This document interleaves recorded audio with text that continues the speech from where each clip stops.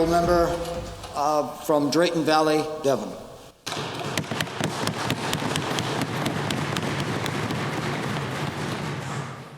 Thank you, Mr. Speaker, honourable members. And indeed, the first two that have stood up and done their maiden speech has been very interesting to hear your points of view. Thank you. I'm honoured today to be able to rise and to address this House in response to the speech from the throne. I would like to extend my congratulations to Mr. Warner on being elected as the Speaker of the House. And I'm sure that we've chosen very well. You'll do a good job. I would also like to extend my congratulations to the rest of the elected members of this legislature on their well-earned victories in this most historic of elections. Good job. No candidate is successful without the support of their family. And to my wife, Lisa, and to my children, Joshua, Luke, and Sarah, your love has sustained me, and it underlies everything that I do. To my mother and my father, Marlon and Wayne Smith, you've invested your lives and your love into my life, and I'm so very grateful, and I want to say thank you. I would be remiss if I did not thank the constituents of Drayton Valley, Devon, for the support and the trust that they have placed in me. They've placed their trust in me to represent them in the greatest of all democratic models, the Westminster parliamentary system of democracy. And I pledge to the best of my ability to represent their concerns in this legislature, to uphold the rule of law, and to be a loyal servant of Her Majesty Queen Elizabeth II. Elections are not won by a single individual, and I want to thank the many volunteers who worked so hard to ensure that a strong Wild Rose voice would be heard in the legislature from the Drayton Valley-Devon constituency. The Drayton Valley-Devon constituency is a reflection of the broader Alberta that I serve today. It has a proud First Nations foundation as it encompasses the Muskwasis and Louis Bull reserves. The area was explored by David Thompson and was part of the great fur trading empires of the Northwest Company and the Hudson's Bay Company. The descendants of Gabriel Dumont and Louis Riel reside in the area, reminding us that diversity and blending of cultures can and has made us stronger as Albertans. We are a proud and we are a diverse constituency, made up of veterans and farmers, oil workers and entrepreneurs. We are tied to the history of this province, and we are tied to the people who have helped make this one of the greatest places in the world to live. In my 30 years of teaching in the Drayton Valley-Devon community, I've taught the descendants of Sir John A. Macdonald, and I have visited with World War II veterans who flew over 50 bomber missions over Germany. And I have heard the descendants of John McCrae recite in Flanders Fields. This amazing constituency is a reflection of the great events in Alberta history. It has communities that can trace their beginnings to families of freed black slaves that immigrated to Alberta and to the waves of immigrants from Britain and Eastern Europe. As you drive across this constituency from Lodgepole in the west to Winfield, Alder Flats, and Pigeon Lake in the south, and to Devon on the north and eastern edge of the constituency, you see places of worship that represent a wide variety of religious faiths and doctrines. Eastern Orthodox onion-domed steeples blend with faiths as new as the Muslim and the Sikh communities that live within this constituency. We are a constituency of ever-increasing ethnic diversity that has welcomed people from around the world to live in our communities, to use their talents and abilities, to raise strong families and to create strong and vibrant communities where people, through hard work, creativity, and an entrepreneurial spirit, are creating a prosperous and vibrant Alberta. We are a constituency whose economic foundation is built upon the triad of industries that have made this province the economic engine of Canada. We are first and foremost a constituency based upon agriculture. Our cattle, grain, and dairy industries are a reflection of our history and a continuing legacy of the importance of agriculture to the fabric of this province.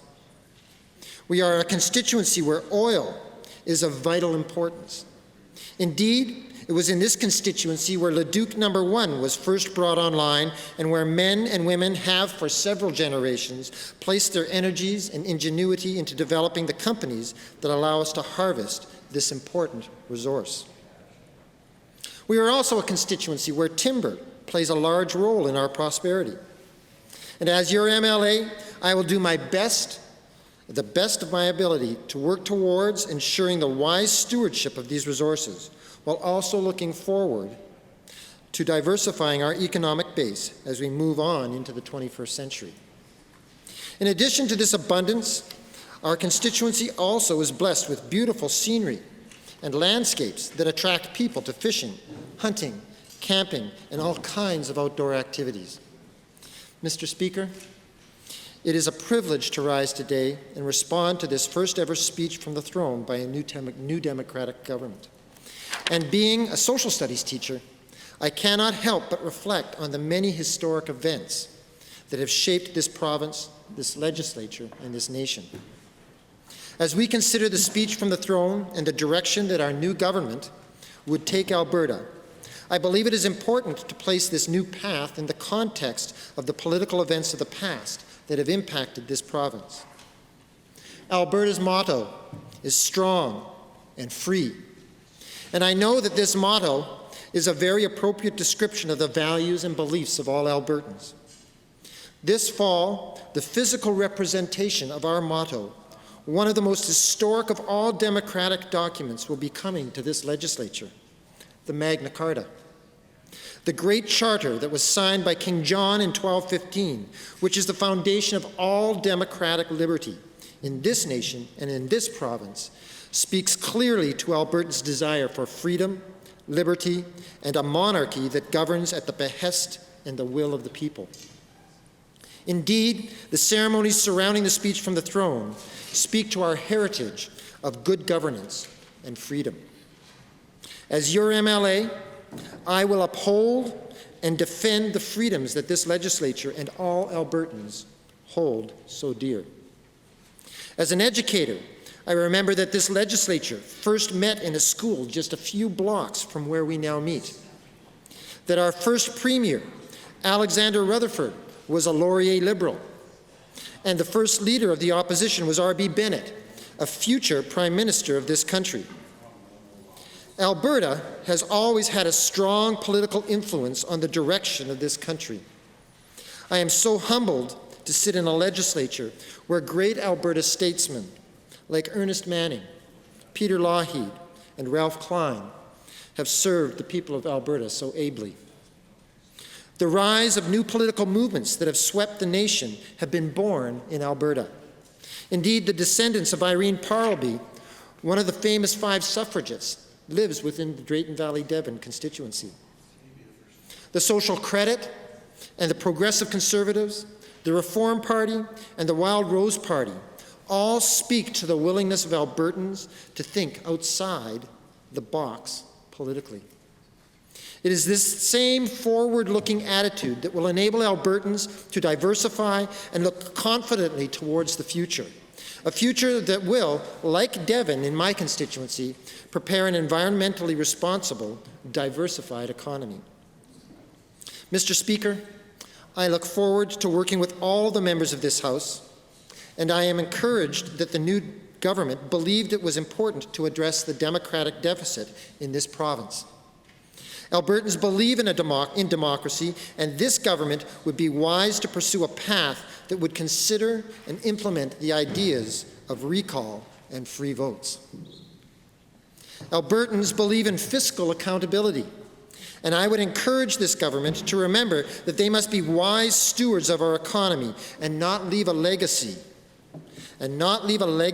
of high taxes and debt. Should they choose the latter path, the people of Alberta will look for an alternative government, and the Wild Rose Party will be ready to serve in a fiscally responsible manner as the next government of Alberta.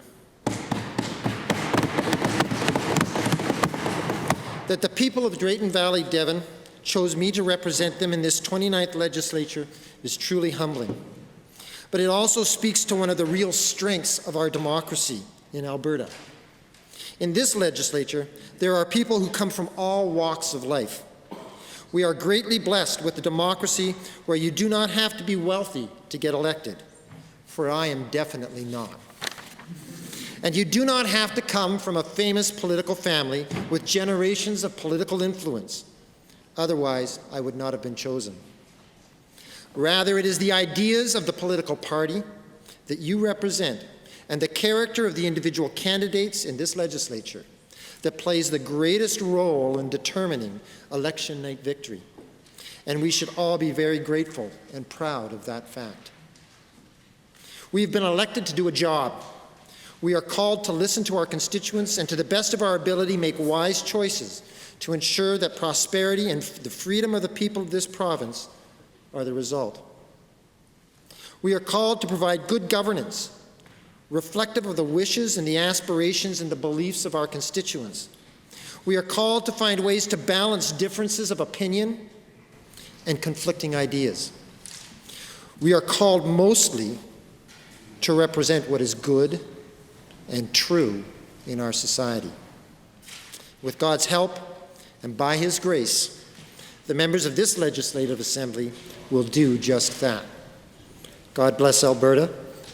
God save the Queen.